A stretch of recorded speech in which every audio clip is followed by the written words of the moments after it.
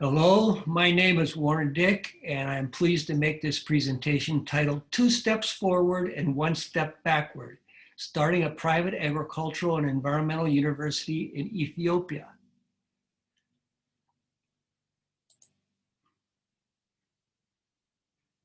Just a little bit about my personal background. I grew up on a farm in North Dakota. A large family, as you can see on the right. Those are all my siblings. We had a family reunion in 2017.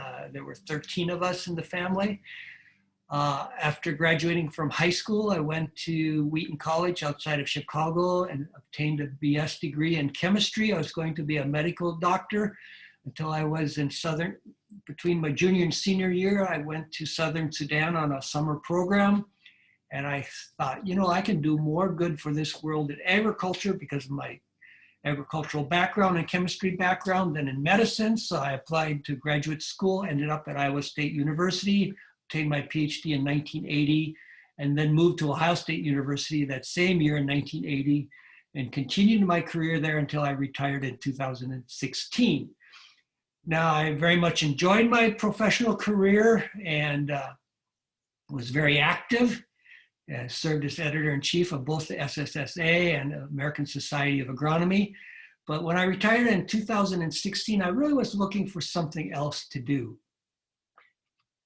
And so what I'm going to talk about is the project that I have developed and have been heading up since about 2012, actually, when this project started.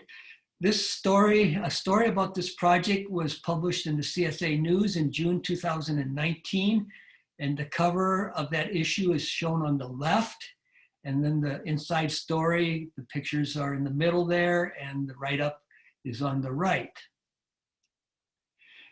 So the project is in Ethiopia, and just some information about Ethiopia. It's one of the fastest growing countries in the world with a growth rate of about 3% per year. It has 112 million people as of 2019, making it the second most populous country in Africa. It's a very young country with the median age being 17 years old. It's predominantly agricultural and has a very low per capita income. But it is also a very strategically located country. It's the headquarters of the African Union. So all of the African countries come to Ethiopia, the capital, Addis Ababa. And so a project in Ethiopia could have a tremendous reach throughout the continent of Africa. It's strategically located between Europe and Asia. And I have found that people in Ethiopia have a very strong entrepreneurial culture or spirit. I think we can all agree that education is a key to helping overcome food insecurity around the world. So for example, in the US in 1960, a typical farmer fed 25 people in 1960. In 2014, that same farmer fed 155 people. Now, obviously that's not the case in many countries of the world. And so there needs to be effort put into education and research and development of the agricultural activities in these countries. And according to the UN Food and Agricultural Organization, investment in agriculture is 5 times more effective in reducing poverty and hunger than investment in any other sector. Now, I often make this statement when giving a presentation about this project. You all have heard the statement or the saying, give a man a fish, he eats for a day.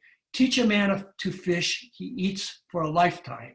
That's only partially true because teaching technology is usually actually quite simple in many cases. And so you can teach the technology of how to fish, and the people can become so efficient at fishing, they fish the pond dry or the ocean dry.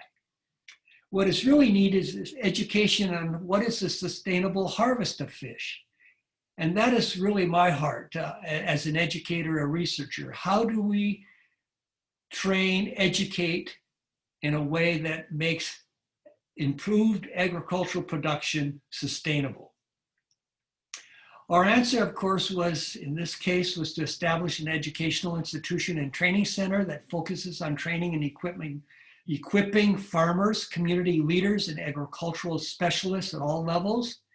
And our overall goal is to reduce environmental degradation and increase Ethiopia's capacity to produce more food, stabilizing livelihoods, reducing poverty, and improving people's nutrition and health. Now we have a number of goals and objectives, and I'll go through these rather quickly. Of course, the first one was to establish a university and training center that focuses primarily on the environment and agriculture. When I've talked to other African students at Ohio State University, they always say, Dr. Dick, why don't you come to my country? Because they see the potential of an organization, or actually an institution, focused primarily on these two things: improving food production, but doing it in a sustainable way without degrading the environment. Another goal, educating and training farmers, middle managers, and leaders in the principles of sustainable agriculture and resource management, establish a botanical garden, promote agribusinesses, and I'm very big on this because I believe that many times creating a business will last much longer than a 2-year or 3-year project. Empower women in agricultural and community development, foster international links in teaching and research, promote noticeable change in the environment and agriculture of the region, create a model institution to be emulated and multiplied elsewhere in Africa and Ethiopia, and then attract qualified individuals among the Ethiopian diaspora into this collaborative project. There are many, many Ethiopian people or people from Ethiopian descent in the United States, and so that's this is a project that is of interest to them. Now, project background and progress to date.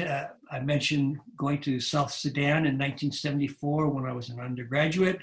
My career at Ohio State University from 1980 till I retired in 2016, but I'm still professor emeriti. And so I have maintained an office at Ohio State University. In 2007, I had a visit from a faculty member at Addis Ababa University, Dr. Fisaha Atana. He had a similar goal of starting a private agriculture and environmental university, so that got us started exchanging emails. And in 2010, on my own time, I bought a ticket to Ethiopia to do a fact-finding trip. And I traveled different places across the country, talked to different people, and basically that said, yes, this is a project I want to invest my career, actually in my retirement years, in this project. So I developed a board in January, February of 2012, and that's really kind of the official start of this project. And we received nonprofit status by the IRA from the United States government to receive tax-exempt donations in 2017-18. We do annual workshops for farmers and officials. In 2019, we had a master plan created for us by Engineering Ministries International. You see the cover page of that master plan at right. These people spent an entire week in Ethiopia. It was made up of a team of 11 individuals of architects and engineers. They interviewed people in our project area in the city of Woliso, got cost estimates, just really put together a very nice package for us. We have acquired 32 acres in the city of Woliso. We have had some equipment donated to us by Tilmore Company. And then just in the last 3-4 weeks, Bethel Agricultural Association was also approved as a nonprofit in Canada. So this shows a site master plan overview that Engineering Ministries International created for us. You can see we have administrative welcome center, there's academic buildings, there's irrigation, demonstration fields, greenhouses, there's dormitories, there's a nice green space where we have our some guest houses and just places for students to go and walk in a quiet place. The entire area has just been fenced as of August of 2020, so it's now secured. This shows another overall site rendering of the planned buildings of the campus. So again, at the right, we see our academic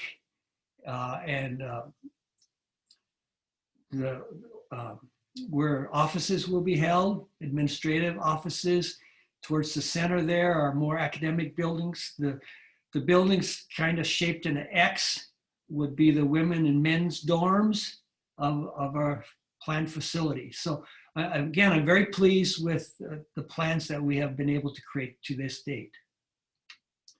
So what are our next steps? When were there in Ethiopia, and I've been there 2-3 times every year for quite a number of years now, we would ask the local farmers and officials, what are your top priorities that you would have us focus on? And the top 2 were to develop a demonstration farm, to develop and show modern technologies that can really increase food production, and create an analytical lab. Both the city officials were very keen on this, as well as the farm population. So both of those are ongoing even as we speak. One of our board members is a owner of a consulting company in California, Central Valley, and he has created a container lab. He also does work for FAO, United Nations. And so he's in the process of creating an analytical lab for us. We will have a water well drilled yet this year in 2020. We continue to offer workshops, although this year, because of COVID, we're not sure exactly how that will work out.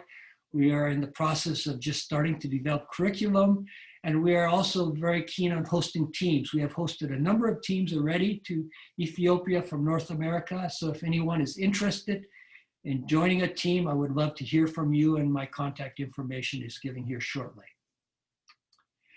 We have a web page and a Facebook page. This is our web page, our cover page for our web page.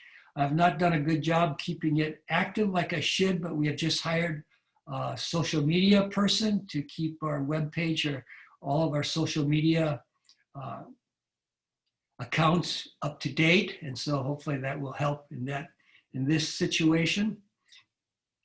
This is our Facebook page, and you can see on the left our logo, and then also our email, the email that would come to me, baa@bethelagriculture.org.